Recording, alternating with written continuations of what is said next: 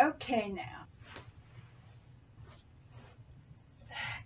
Let's see here. The Passage. Well, we all know what to expect from the TV show, so let's see what the book has to offer. Okay. Page 1.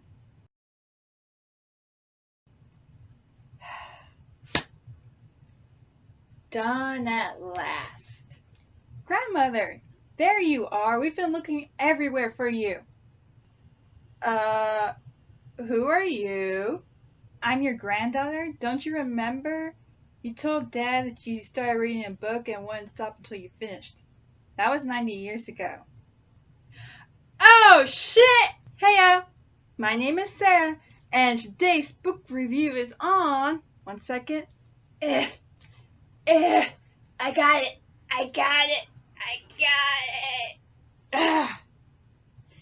The Passage by Justin Cronin. First book in the Passage series.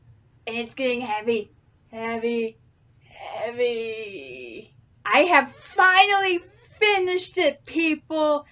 It's the book that I've been on again, off again, but I have finally finished. And all I can say is, God damn it. So that's my initial reaction to this whole book. Non-spoilers. I give it a 3 out of 5 stars. It's a huge world for the first book in this series, and it's all crammed in there. So we got a lot of characters that were introduced, and I kind of forget who is who at the time. There were a couple of grammatical errors that was easy to catch up on. So I was like a little pulled out, and it was kind of it was kind of in there where I kind of got an idea where we were, and then I wasn't. So it wasn't as descriptive, or sometimes it was too descriptive that kind of pulled me out and so forth. But I was like, But either way, I enjoyed the characters. This book had a bunch of twists and turns in it. It is huge. But of course, we're introduced to this world.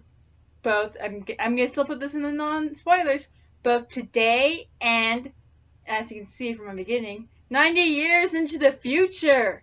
So, yeah, we're going to see how screwed we are in the future. So, this book, let me get to it, is about a government experiment that kind of got out of the facility, and it gives these people these abilities, but in results, it kind of gives them off like a vampire vibe to them. So it's not your typical, Twilight sparkling vampires. Stop it, Edward. Or like, the Vampire Diaries, or anything like, with magic or all of that stuff where we have no clue where vampires came from. No, the military made them and they got loose. So the main character from the present and future, her name is Amy. She's a young girl, and she has a long journey.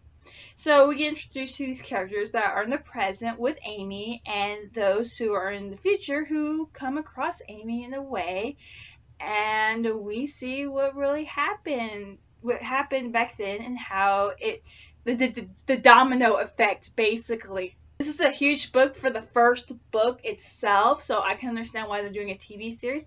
Let's hope to God that they do it justice, at least for the first season, so we can see how it goes with the next 2 books in the series. So, yeah. This is a huge book. If you, decide that it's like an on-again, off-again kind of book, that's what it was for me, then fine. This would be a good pick. If you want to get straight into it, I will tell you, it's a huge book, so just get settled in for a long haul.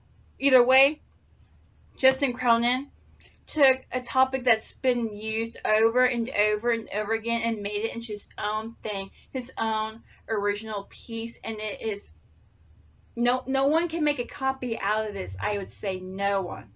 So I enjoyed it, even though, like I said, it's like my on again, off again kind of book. and there were like so many characters in there that I sometimes forgot who was who. Anyways, so I enjoyed it. It does deserve a TV show. Let's hope it doesn't get screwed up. And yeah, I enjoyed it. It was a fun ride, really. Would I want to live in this world? No, thank you. So yeah, that's as far as I can get into non-spoilers. So yeah, The Passage by Justin Cronin, first book in the Passage series. So yeah, 3 out of 5 stars, people. So that's as far as I can get into non-spoilers. So yeah, bye non-spoilers. Spoilers. Okay, so how can I really get into spoilers when we have 2 time zones? One that's in the present and one that takes 90 years in the future. So the main characters, and I will say part 1 is of course Amy, who's just a little girl, and her mother left her with a bunch of sisters because of the situation that they're in, and just happens she's the chosen like a project known as Project Noah should be tested on for a special drug that they're producing from the military. Oh, the military. When will they ever learn that projects never go the way they want them to? Thus bringing in Walgast and Doyle. These 2 agents that have been going around the country collecting criminals are on death row for the project. And we get to meet Carter, who's an inmate on a death row sentence. Like, okay, so we have these 12 evil people that are chosen for Project Noah, but Carter, he was a good guy that got caught in a bad situation and like no one really wanted to help him, so I was like, Carter! Either way, he signs up for Project Noah thinking he will do some good for the country. Sad. Anyways, so the guy in control of the project is like, we need to test this on a child, see about the side effects. That's Walgast and Doyle to come for Amy. Yeah, that didn't turn out so well because, you know, Sister Lacey, who's the sister at the Our Lady of Sorrows, is like, oh my god, I don't need against for that. But anyways, Sister Lacey took Amy and she liked the other sister, saying she was just looking after her for a couple of days. She felt like this connection with Amy. It was like a great sisterly bond between them 2 and everything. And so like Sister Lacey just took her to the zoo. It's not her fault that the animals went all a little crazy and everything. Either way, we have like an Amber Alert going on because people see Walgast and Doyle ripping Amy from Sister Lacey's arms, and like, you know. So these 3 people. Okay, so Walgast, like, he sees Amy as a daughter because he had a daughter but she died, and he cares for her so much. And even though Doyle's following the rule book, at the end they both decide in their hearts to turn themselves in to like the small town little sheriff station and like saying, you know, that girl that's been missing, yeah, we're the ones that took her and we want to give her back and turn ourselves in. Okay, so I've been calling these 3, Walgast, Doyle, and Sister Lacey, the God Squad. I mean, seriously. Because even though after the government finds Walgast and Doyle and they take Lacey to Colorado and everything, Doyle is like forming this plan in his head to get them out. Walgast is constantly concerned about Amy because she was injected with the virus that the 12 have, but she's like hasn't woken up. And Sister Lacey has been hitchhiking it after the convent that she was got attacked by an assassin, the guy that like controls Project Noah, and she was out of town already to look for Lacey and protect her.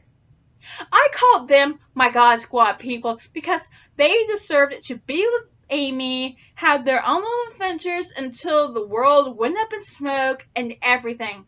But no, because apparently some side effects that the government didn't anticipate was like mind control, telepathy, and everything. So the 12 were getting their psychic voodoo going on the people that worked at the compound and everything.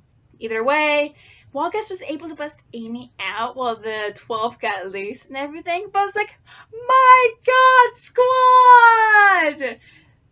Doyle sacrifices himself to give Walgast and Amy the head start they needed to escape. Sister Lacey, they came across her, and then she sacrificed herself to give Walgast and Amy more time to escape, thus leaving Amy and Walgast all alone in a cabin as the world finally burns down because the 12 have escaped and are infecting the world with a deadly virus. No! And it ends so tragically because the government decides to drop a bomb and everything. Walgast is dying. Amy survived, and he knows how she's no longer aging or anything. And I'm like, no! So you can see this first part of the book devastated me because I didn't get my God Squad. Either way, we jump to the future, 90 years from 0. Either way. So, I might have mentioned how much I don't like being part of groups or societies in post-apocalyptic world because this is a perfect example.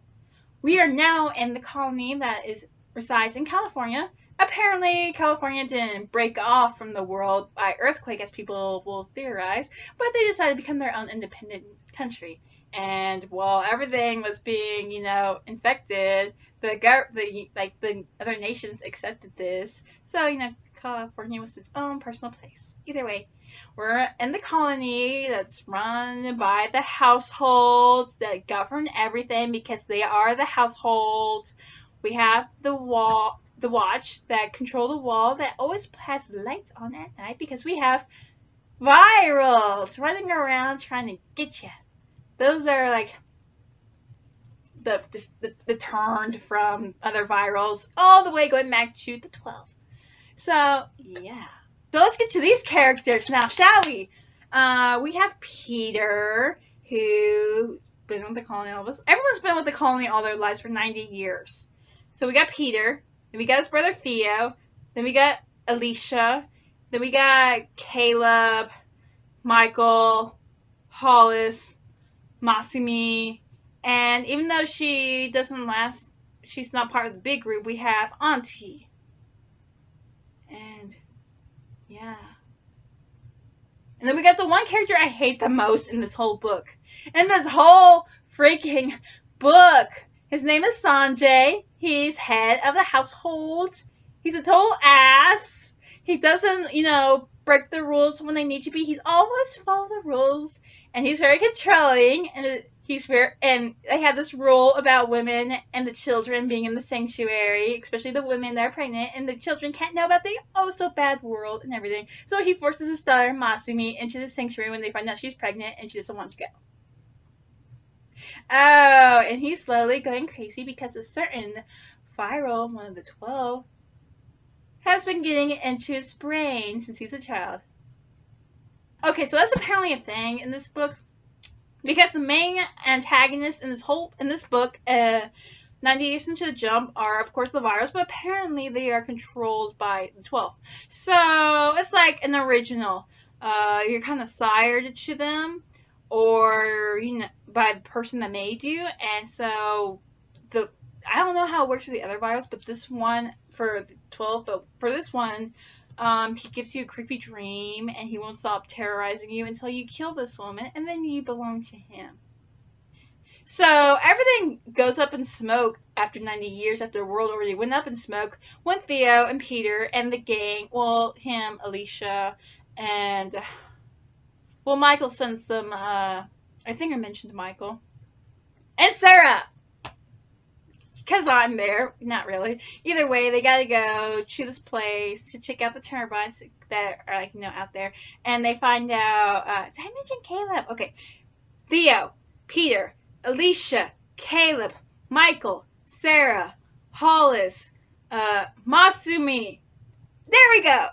And they find out that one of their own turned. They didn't know how that was happening because they never noticed the signs or anything. And so then apparently there's guns there. Okay, so guns aren't a thing. That they're kind of evil. So everyone's using blades or crossbows and that stuff. So virals have been getting closer to the colony. Michael drops the bombshell that the lights that they power every night are getting ready to go out. And, they're like, oh, something's not right here. Virals can't go out in the daylight. So I was very confused when they got attacked at the mall, because I thought that was in the middle of the day, but no, I guess it was. I don't know, because they get trapped in the mall, and Theo goes flying out the ceiling. So I'm still thinking, isn't this during the day? So the Virals can't really follow him after they toss him out. Either way, Peter meets Amy inside a carousel, and Amy has tricks up her sleeves. So, yeah. Okay, the colony is crazy because people are starting to have creepy dreams of this old lady, and they want to kill her and everything, and they're slowly going crazy. This is, again, why I don't want to be part of a group or society in the post-apocalyptic world, because I want to avoid this at all, especially when Amy arrives and everyone's blaming Caleb because he opened the door, and now they're blaming Alicia because she was the one that went out there, and they're slowly going crazy, and those who see Amy are going crazy a little bit as well. I don't know if that's a good way. Either way. Auntie. Apparently, she's the same little girl that we got our first journal entry when we finally saw what was going on in the world. So, she shows Peter, like his dad used to do what was called the long rides, the maps that he had gathered.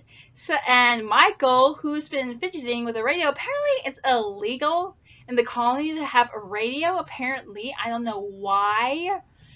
They get a signal in Colorado saying, bring her here. And they have Amy, and she has this microchip in her neck that has all these files going all the way back since it was inserted, hence 90 years prior. And now Peter has these maps, and Auntie is like new this whole time, even though she was in and out of it. And it's about time we escape this crazy world, because everyone's going bat crazy. They're going badass crazy, people, because we have I am Babcock. We have Babcock, who's infecting everyone's minds, even the children. Okay, they call them littles in this world, and like again, they had to keep them in this cute little sanctuary to avoid all its evil. But when you turn 8, when you max out, then you're thrust into the real world, people, just like how life works. Why not just make it easier for them to know what's going on? And so you can live in your fantasy and reality at the same time. You don't need to make a fantasy and then shatter it to pieces when you turn 8. So either way. Yeah, they get out just in time because everyone is throwing everyone off the wall. So I'm like, ooh, the colony is doomed. Bye, Auntie. So we have Peter, Alicia, Sarah, Michael, who are siblings, Caleb, Hollis, and Masumi, who escaped from the sanctuary because she's like, I know Theo is alive out there, and Amy, and we are going to Colorado. Yay! Okay, so they find the bunker where Peter's dad found all the weapons that they hid at that rest point or whatever it was where the turbines are, and they're having fun checking out all the military stuff and everything, and we still gotta get to Colorado, and we got Virals on our tails and everything, and the colony is just doomed. So fun time. This is a huge book, so we meet like another group called The Haven. I'll just get right past it. I already knew something was creepy the moment Michael woke up because they had to go through Las Vegas, and that was a horror fest, and the character named after me, minus the H, got taken. But The Haven found her again. I'm just glad I didn't die. Okay, so apparently there's a running gag in The Walking Dead about all the medics dying. So Sarah is their only medic, and she gets taken. But luckily she's alive. I don't want to die in this world. Okay, first of all, I wouldn't even be alive in this world. I'd be long dead. But I don't want a character named after me minus the H dead. So either way, the Haven is basically a place for cattle. The humans that are cattle for Babcock. Mwahaha. Oh, they do find out Theo's still alive, and they do get to see Babcock for the very first time. Whoopee! Long live Texas! Because when the group, well, they had to drop off Theo and Masumi behind because Mas is pregnant and we don't know the baby is due eventually, and Theo being this wasn't his journey and everything, yeah. So long live Texas, because apparently we have an actual running orderly society, and Kerrville is the capital, and they've been sending out expeditionaries to certain states. They got working railways and everything, and apparently Alicia's been keeping a secret for her own, because the guy who adopted her was from the first expeditionary, and apparently the expeditionary volunteer groups are like the Night's Watch. They take a vow, and they vow to die for the good of the cause and everything. For the Night's Watch! No, seriously, I don't want to be part of the military group. And thanks to Alicia is now kind of no longer with the gang, but part with the military of Texas. I forgot to mention, while we were escaping with our lives out of the haven on a runaway train, and people are dying, and we met those who follow Babcock, which are very many. The guy that was controlled by Babcock eventually survived with half his face gone, and shot Caleb, the one kid that was the youngster for all of us to feel connected to. Okay, I wasn't really that connected because I was very tired reading this scene, but for people who he was the innocence in all of this, and he was just the youngster that we could have been, dies like that. I'm pretty sure I would have been conflicted, but I read that scene and I was like very tired. I was like, oh, Caleb's dead. I'm tired. Sorry, Caleb. Sorry about that. We meet Greer, who becomes part of the group as well. I like Greer. Either way, the military try to get rid of all the virus in that area, and they're going down to Roswell. Of course, Roswell would be a station. Either way. So, we finally come up with Babcock again, and we finally get to kill him.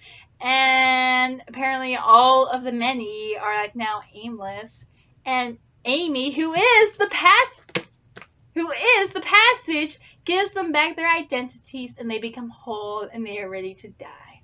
Oh, and Theo Mas had the baby. They name him Caleb. Everyone meets with each other. They do their little kumbaya, and they split off again with Hollis, Sarah, Theo, Mas, and baby Caleb going down to Roswell, while Greer, Alicia, Peter, Amy, and Michael head back to the colony to see if anyone's alive. Well, the colony is completely deserted except for two bodies, one with Moss's mom hanging herself in the sanctuary, and Auntie just restfully sitting in front of her house, just looking up at the stars. So yeah, and they said we're going to war with the 12, because now they know about the 12.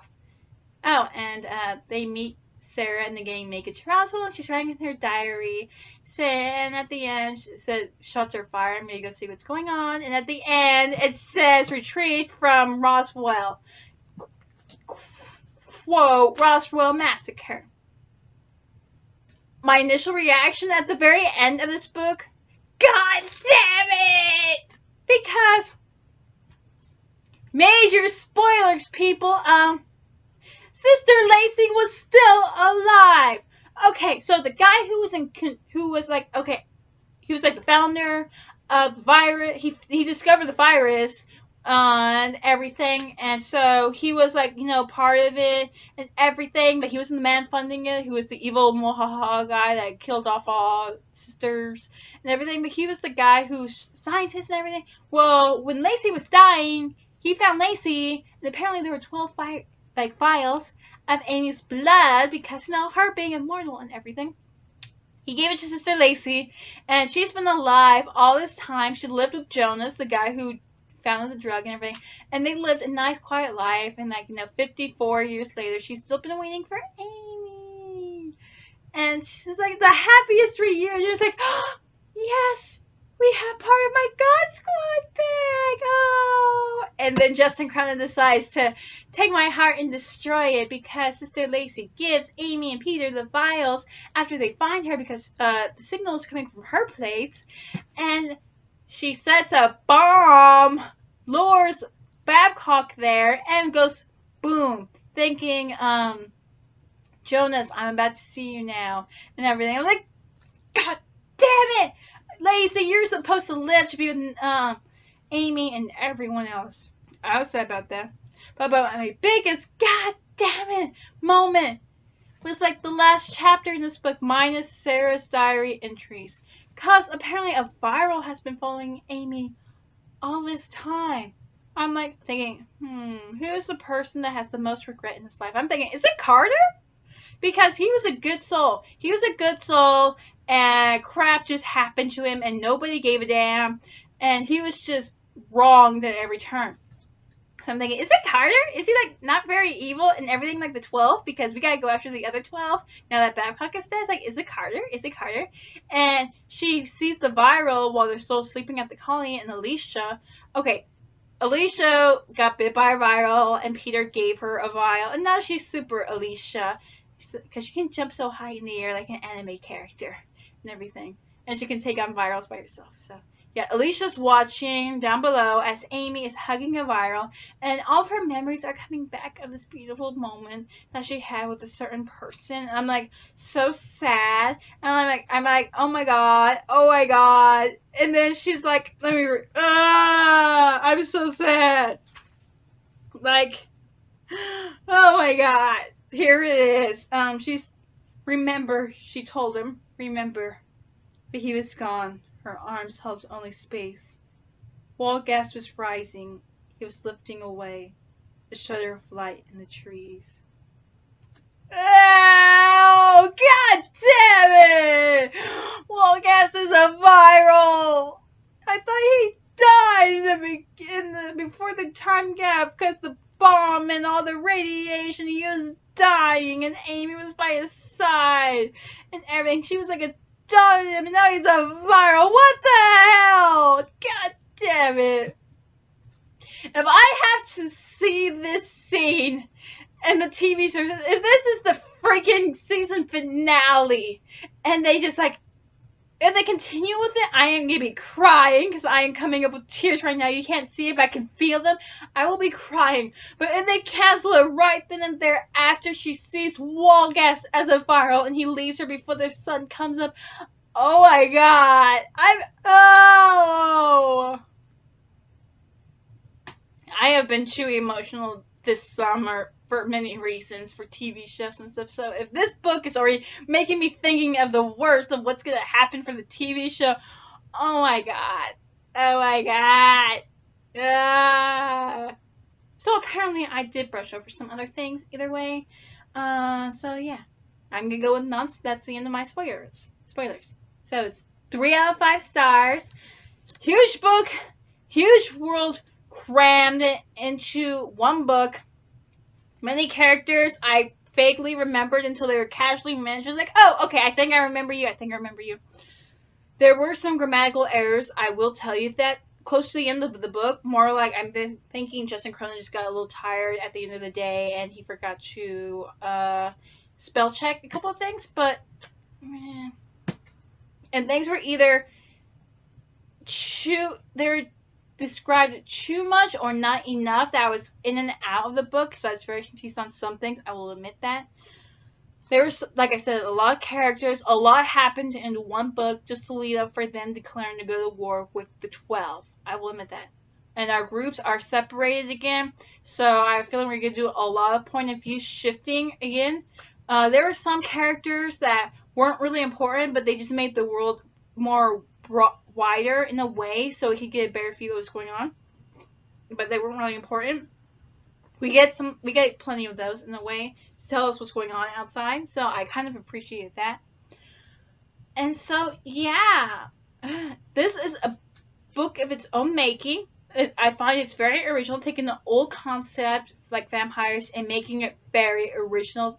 And it's so brand new. I haven't seen it done before. If someone has, please leave titles or author names down in the comments below, because I would like to check those out, because this was very refreshing of the vampire genre. Go Texas! Yay, because we have a running government and society and everything. I might pay a visit down there if I was in this world, but if I smell trouble on the way, I'm freaking hell out of Dodge, and I'm going back to where I came from. And be careful of virals, people. Be careful while you're driving at night and see a glowing person. If you see a glowing person, do not approach. The Passage by Justin Cronin. First book in the Passage series. My name is Sarah, and bye!